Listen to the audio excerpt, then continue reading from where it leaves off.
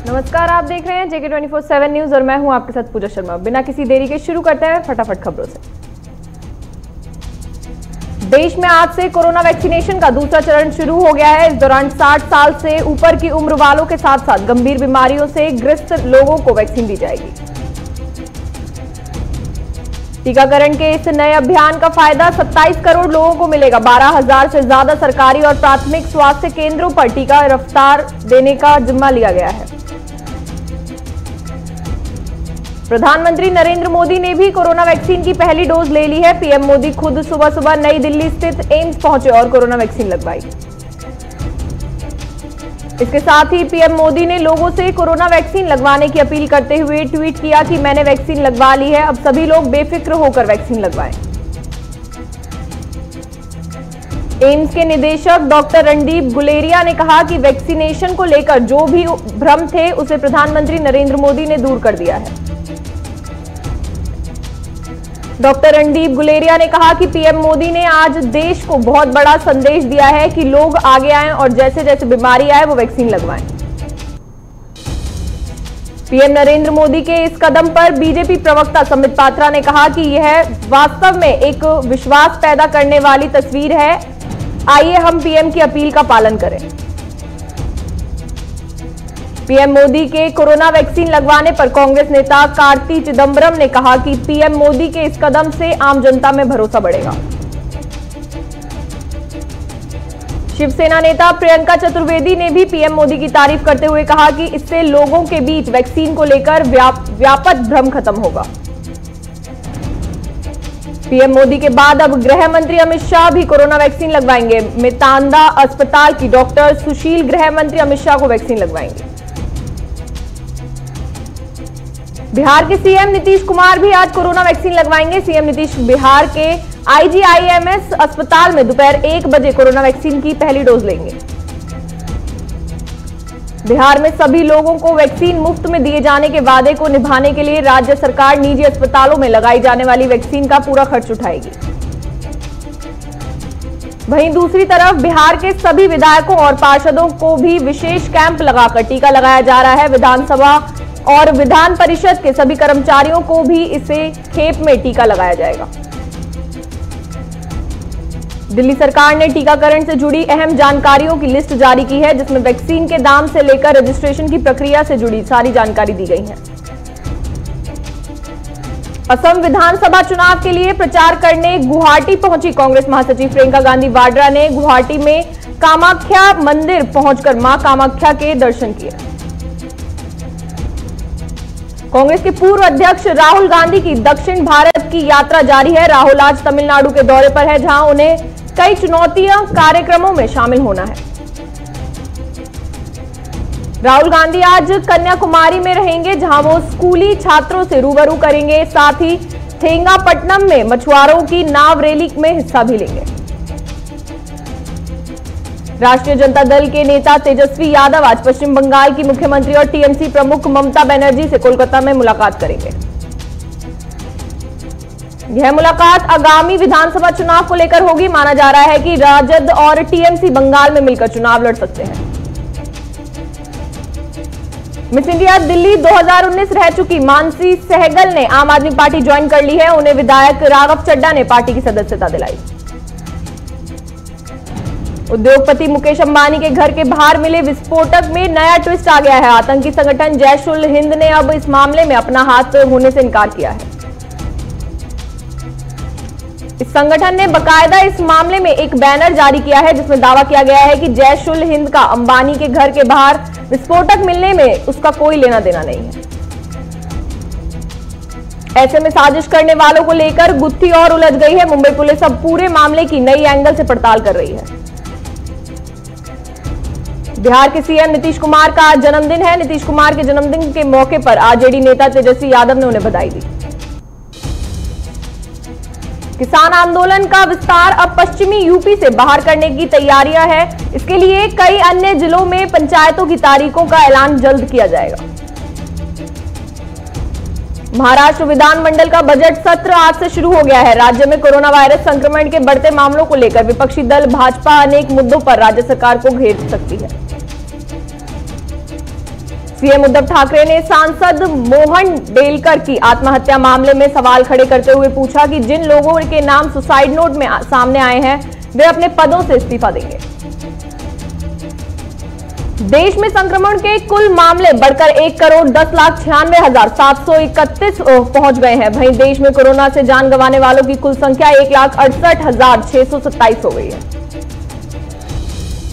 देश में पिछले 24 घंटे में कोरोना वायरस के 15,510 मामले नए सामने आए हैं, जबकि इस दौरान 106 लोगों की मौत हो चुकी है। महाराष्ट्र में कोरोना संक्रमण लगातार बढ़ता जा रहा है। मुंबई में रविवार को 1,051 कोरोना के मामले सामने आए, जबकि 5 लोगों की मौत हो चुकी है। महाराष्ट्र में लगातार 5वें दिन कोरोना के 8,000 से ज्यादा नए केस सामने आए हैं। इसके अलावा राज्य में 62 और लोगों की मौत भी हो चुकी है। इसी बीच पुणे में कोरोना के बढ़ते केस की वजह से 14 मार्च तक स्कूल, कॉलेज, निजी कोचिंग संस्थानों को बंद कर दिया गया है। नाइट कर्फ्यू भी 14 मार्च तक के लिए बढ़ा दिया गया है। सीएम उद्धव ठाकरे ने कहा कि कोरोना संकट के बढ़ते मामलों को देखते हुए सरकार को मजबूरी में लॉकडाउन लगाना पड़ा है। कोरोना नियमों का पालन करते हुए संक्रमण से बचाव करना है। महाराष्ट्र के बाद ओडिशा में भी कोरोना ने एक बार फिर से दस्तक दे दी है। संबलपुर के एक विश्वविद्यालय के 25 छात्र कोरोना पॉजिटिव पाए गए हैं। इंजीनियरिंग के इन छात्रों के हॉस्टल को कंटेनमेंट जोन घोषित कर दिया गया है। साथ ही विश्वविद्यालय को अनिश्चितकाल तक बंद कर दिया गया है। उत्तर प्रदेश में कक्षा 1 से 5वीं तक के स्कूलों को आज से खोल दिया गया है। इस दौरान सरकार की ओर से जारी कोरोना गाइडलाइंस का पालन किया जाएगा। अयोध्या में राम मंदिर निर्माण के लिए देशव्यापी निधि समर्पण अभियान संपन्न हो गया है। पिछले 44 दिनों में चल रहे राम मंदिर निधि समर्पण अभियान में 2100 करोड़ रुपए का चंदा इकट्ठा हुआ। दिल्ली में कांस्टेबल को गोली मारने वाले बदमाशों के साथ आज पुलिस की मुठभेड़ हो गई। मुठभेड़ में 2 बदमाशों के पैर में गोली लगी है। राजधानी में इस बार फरवरी का औसत अधिकतम तापमान 27.9 डिग्री सेल्सियस दर्ज किया गया है। इससे पहले 1960 में फरवरी में इतनी ही तापमान दर्ज किया गया था। नोएडा एयरपोर्ट को दिल्ली मुंबई एक्सप्रेसवे से जोड़ने का रास्ता साफ हो गया है। इसके बनने से सड़क मार्ग से करीब 1 घंटे में नोएडा एयरपोर्ट से दिल्ली एयरपोर्ट तक पहुंचाया जाएगा।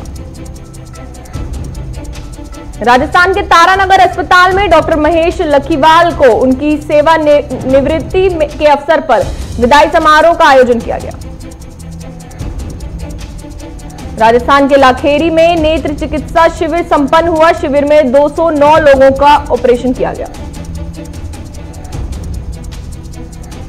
हरियाणा के यमुनानगर में हुई किसान महापंचायत में किसानों का जन सैलाब उमड़ा। इस मौके पर गौरव टिकैत ने कहा कि किसानों के मुद्दे पर केंद्र सरकार गंभीर नहीं है। राजस्थान के भरतपुर में पुलिस ने चोरी की वारदात के खुलासे के लिए चलाए गए अभियान के तहत एक अंतर्राष्ट्रीय वाहन चोर को गिरफ्तार किया है। झारखंड के जमशेदपुर में विधायक सरयू राय की अध्यक्षता में राजनीति सेवा या सौदा विषय पर गोष्ठी का आयोजन किया गया, जिसमें पंडित विजय शंकर मेहता शामिल हुए। राजस्थान के जालौर में एक मकान में आग लगने से अफरा तफरी मच गई है। मौके पर पहुंची फायर ब्रिगेड ने ग्रामीणों की मदद से कड़ी मशक्कत के बाद आग पर काबू पाया। कर्नाटक के चामराजनगर में कांग्रेस कमेटी की तरफ से राज्य स्तरीय समारोह का आयोजन किया गया, जिसमें प्रदेश कांग्रेस कमेटी के कार्याध्यक्ष आर देव नारायण को सम्मानित किया गया। कर्नाटक के रामदुर्ग में एक किसान ने कर्जदारों से तंग आकर खुदकुशी कर ली है। पुलिस ने मामला दर्ज कर जांच शुरू कर दी है। राजस्थान के सिरोही में प्रशासन की लापरवाही के चलते कोरोना का खतरा बढ़ने की उम्मीद जताई जा रही है। बॉर्डर ड्यूटी पर लगे शिक्षकों से ना ही गाड़ी रुक रही है और ना ही यात्रियों की जांच हो रही है। यूपी के बागपत में यमुना नदी में नहाने गए 6 दोस्त डूब गए, जिसमें से 4 को कुछ युवकों ने बचा लिया, जबकि 2 की डूबने से मौत हो गई। सिरसा में इनेलो के पूर्व विधायक अभय सिंह चौटाला ने बीजेपी प्रदेशाध्यक्ष ओपी धनखड़ पर आरोप लगाते हुए कहा, उन्होंने 5 साल कृषि मंत्री रहने के दौरान पशु मेलों के नाम पर करोड़ों रुपए डकारे हैं। झारखंड के देवघर में छिपकर रह रहे फरार अभियुक्त को एटीएस यूपी लखनऊ की टीम ने पुलिस की मदद से गिरफ्तार कर लिया है। हरियाणा के भिवानी में पहलवान विजेंद्र सिंह ने युवा वर्ग को नशे से दूर रखने के लिए शक्ति प्रदर्शन की शुरुआत की है। भिवानी में महोत्सव और अलंकार समारोह का आयोजन किया गया। समारोह में सामाजिक कार्यकर्ताओं को सम्मानित किया गया। जैसलमेर में प्रशासन से परेशान ग्रामीणों का आरोप है कि 70% घरों में शौचालय नहीं है और कई गरीब परिवार प्रधानमंत्री आवास से वंचित हैं।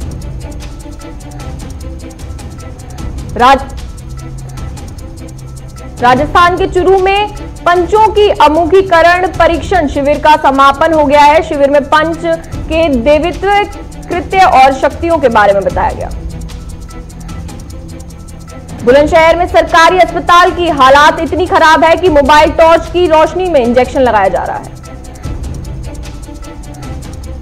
भीनमाल में माघ महोत्सव के अंतिम दिन विशाल रक्तदान शिविर और संध्या दीप यज्ञ का आयोजन हुआ। कार्यक्रम में वरिष्ठ नागरिकों का सम्मान किया गया।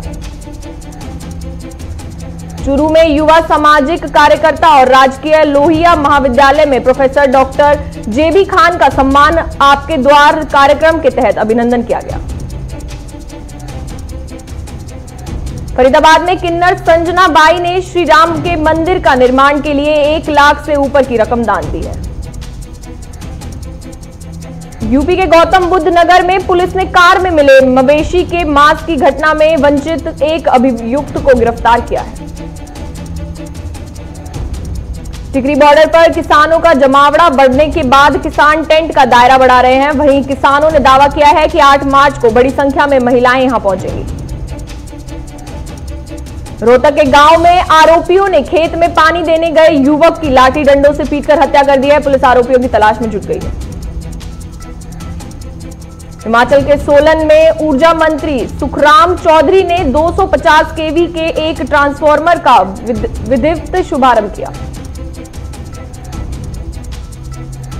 पानीपत के टोल प्लाजा में अज्ञात चोरों ने ट्रकों की बैटरी पर हाथ साफ कर लिया है। फिलहाल पुलिस मामले की जांच में जुट गई है।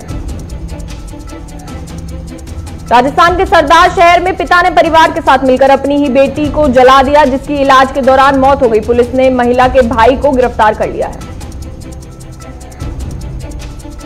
रोहतक में अपना भारत मोर्चा के प्रमुख अशोक तंवर ने कांग्रेस के वरिष्ठ नेताओं को आड़े हाथों लिया और कहा कि कांग्रेस के भीतर ही बीजेपी की बी टीम बैठी है। यह बी टीम कांग्रेस को ही खत्म करेगी। यूपी के हमीरपुर में सिरफिरे आशिक ने प्रेमिका के पति को दिन दहाड़े गोली मार दी, जिसके बाद युवक को गंभीर हालत में अस्पताल में भर्ती कराया गया है। झारखंड के साहिबगंज में पत्थरों के अवैध खनन के चलते सिंचाई डैम का अस्तित्व खतरे में दिखाई पड़ रहा है। जमशेदपुर में छात्रावास भवन का उद्घाटन करते हुए झारखंड की राज्यपाल ने कहा कि स्कूल को एक प्लेसमेंट सेल का भी गठन करना चाहिए ताकि इन आदिवासी छात्रों को आगे चलकर नौकरी मिल सके। सेंसेक्स करीब 500 अंकों की तेजी के साथ 49,594 के स्तर पर कारोबार कर रहा है, जबकि निफ्टी 14,500 अंक के स्तर के नीचे आ गया है। पेट्रोल और डीजल के दाम में बदलाव नहीं हुआ है। पेट्रोल 51.17 रुपए और डीजल 81.47 रुपए पर बिक रहा है। घरेलू रसोई गैस सिलेंडर की कीमत में 25 रुपए की बढ़ोतरी की गई है। इस मूल्य बदलाव के बाद नई दिल्ली में घरेलू एलपीजी सिलेंडर की कीमत 819 रुपए होगी। सरकार ने 2019-2020 के लिए जीएसटी रिटर्न 9 और जीएसटी रिटर्न 9C भरने की समय सीमा बढ़ा दी है। निजी क्षेत्र की स्वास्थ्य बीमा कंपनियां अपने ग्राहकों को रिन्यूअल प्रीमियम पर 80 से 100% तक की छूट दे रही है। एक अन्य कंपनी फ्यूचर जनरली ने इसी महीने एक योजना को पेशकश किया है। इसके तहत अगर कोई ग्राहक ने पिछले पॉलिसी वर्ष में कोई क्लेम नहीं किया है तो उसे पॉलिसी के रिन्यूअल पर 80% की छूट दी जाएगी। खादी ग्राम उद्योग के ई पोर्टल पर 1.2 करोड़ रुपए का ग्रॉस टर्नओवर दर्ज किया गया है। करीब 8 महीने पहले कोरोना महामारी को देखते हुए इस पोर्टल की शुरुआत हुई थी। संबंधित मंत्रालय द्वारा जारी प्रेस रिलीज के अनुसार इस पोर्टल के जरिए अब तक 10,000 लोगों के सामानों की डिलीवरी की जा चुकी है। इस अवधि के दौरान खादी ग्राम उद्योग के ई पोर्टल पर कस्टमर्स ने कम से कम 11,000 रुपए की खरीदारी की है। कस्टमर्स बढ़ने की वजह से प्रोडक्ट्स की संख्या में बढ़ाया गया है। सॉवरेन गोल्ड बॉन्ड स्कीम में 4,662 रुपए 1 ग्राम सोने की कीमत तय की गई है। आज से खरीदने का मौका मिलेगा। 1 मार्च से 5 मार्च तक सब्सक्रिप्शन के लिए खुली रहेगी। दुनिया में कोरोना मरीजों का आंकड़ा 11.46 करोड़ से ज्यादा हो गया है। साथ ही अब तक 25,42,000 से ज्यादा लोग इस महामारी से अपनी जान गंवा चुके हैं। फ्रांस में कोरोना के मामलों की बात की जाए तो पिछले 24 घंटे में फ्रांस में 19,952 मामले सामने आए हैं। वहीं महामारी से अब तक कुल 86,454 लोगों की जान जा चुकी है। अमेरिका में सीडीसी ने भी जॉनसन एंड जॉनसन की वैक्सीन को मंजूरी दे दी है। सीडीसी के मुताबिक अमेरिका में जॉनसन वैक्सीन 18 साल या इससे ज्यादा उम्र के लोगों को दी जा सकती है। हॉलीवुड के गोल्डन ग्लोब अवार्ड 2021 में ड्रामा कैटेगरी में द क्राउन ने बेस्ट सीरीज का अवार्ड जीता। इसी के लिए एमा कोरिन और जोशो कॉर्नर बेस्ट एक्ट्रेस और एक्ट्रेस के तौर पर चुने गए हैं। म्यांमार में तख्ता पलट के खिलाफ प्रदर्शन कर रहे लोगों पर सेना की कार्रवाई में 18 की मौत हुई, जिस कारण म्यांमार में हालात बिगड़ गए हैं। यूएन मानवाधिकार कार्यालय ने कहा, हम म्यांमार में विरोध प्रदर्शनों के खिलाफ बढ़ती हिंसा की निंदा करते हैं और शांतिपूर्ण प्रदर्शनकारियों के खिलाफ सेना के इस्तेमाल को तुरंत रोकने के लिए कहते हैं। अंटार्कटिका में आइस शेल्फ से एक विशाल हिमखंड टूट गया है। आपको बता दें कि पिछले साल नवंबर 2020 में आइस शेल्फ पर एक दरार बनी थी। पाकिस्तान पर विदेशी कर्ज करीब 122 अरब डॉलर हो गया है। खास बात यह है कि जुलाई 2020 से जून 2021 के बीच ही 6.7 अरब डॉलर कर्ज लिया गया।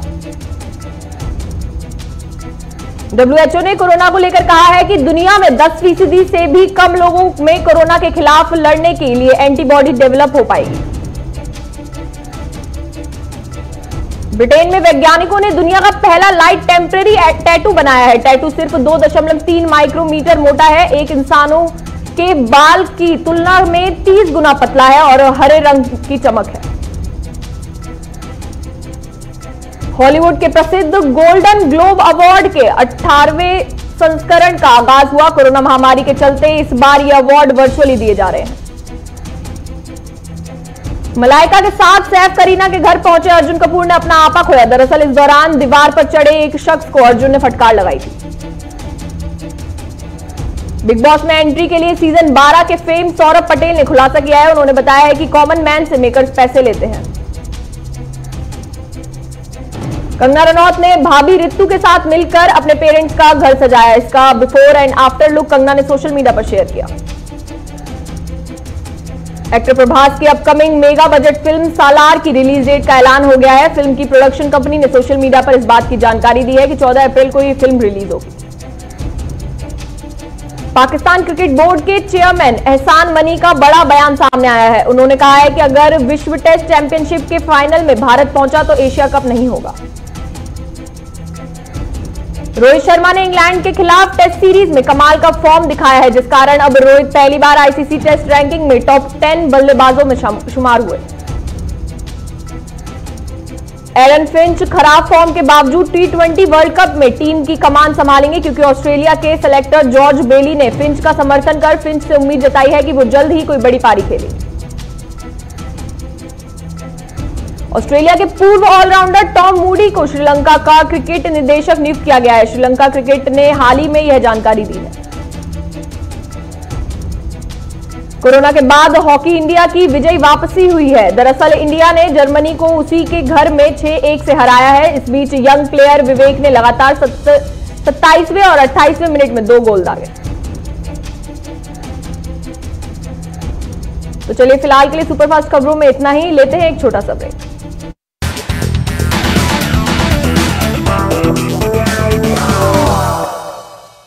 लास्ट बेंचर थी या टॉप